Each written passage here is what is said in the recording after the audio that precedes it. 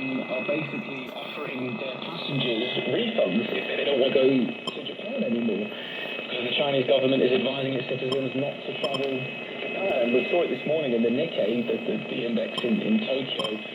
Shares down in quite a few companies, a big department store, Takashiyama, Uniqlo, the fashion company, that was down about 5%. The theme company that owns Disney Tokyo, their shares were down as well, because we're talking about 12 million.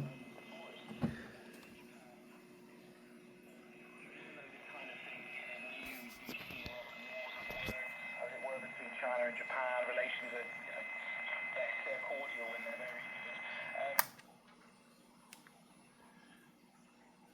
Each other economically, and if lots of Chinese tourists aren't going to Japan anymore, it's a headache for the Japanese economy. Indeed, all right, Nick Marsh. This is Desk in Singapore, thank you.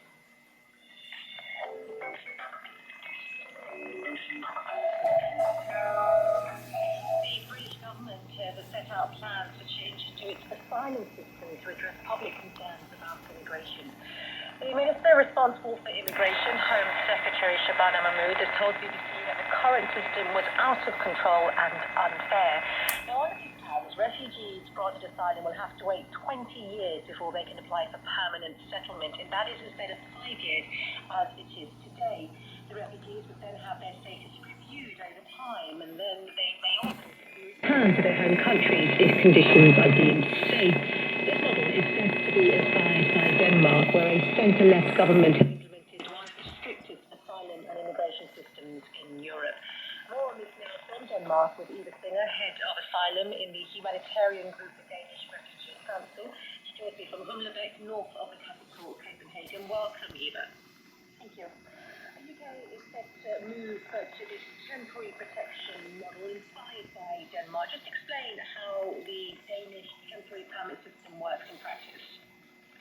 Yes, so in Denmark we have had this system from 2019 and for some groups already from 2015. It basically means that once you're recognized as a refugee, your first residence permit will only be for 1 or 2 years, depending on your status, and then it has to be renewed every 2 years.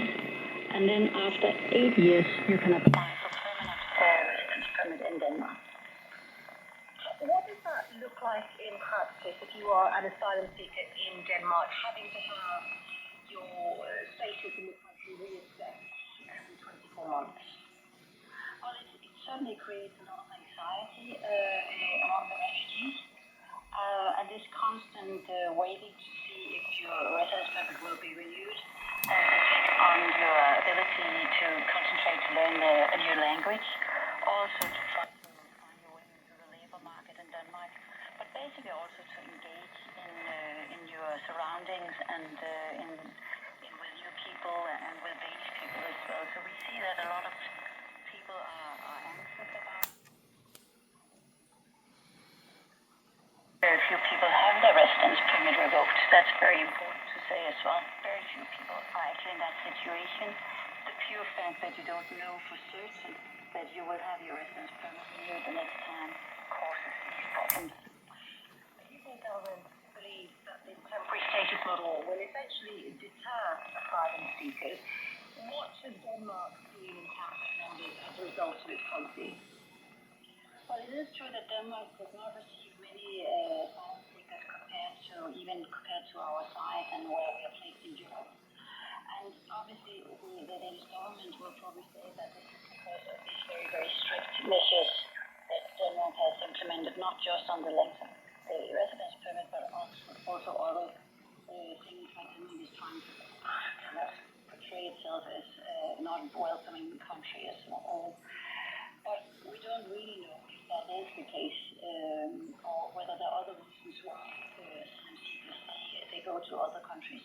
Often we see asylum seekers go to countries where they have families, relatives, communities. I mean, linked to what you're just saying, there are concerns from those who believe that an approach like Denmark simply shifts the problem to other countries, shifts refugees, those seeking asylum to other countries. What are your thoughts there? I definitely think that is part of the discussions we need to have. And also if more and more European countries, they adopt the same where will the refugees go? And so we end up with this race to the bottom in terms of